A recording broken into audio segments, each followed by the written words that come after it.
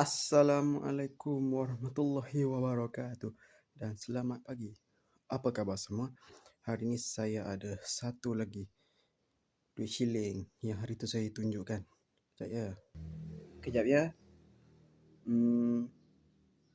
Okey. Ini dia. Okey. Ini ada 20 sen dengan 10 sen saja. Jadi 50 sen.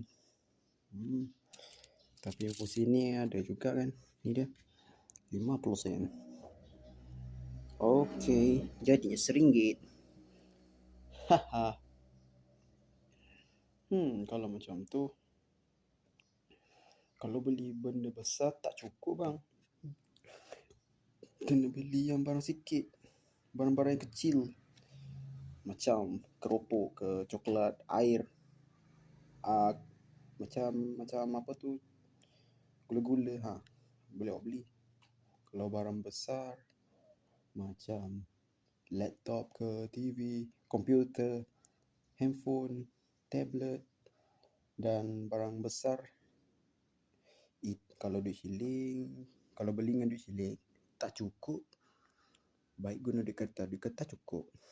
Banyak kalau guna duit kertas.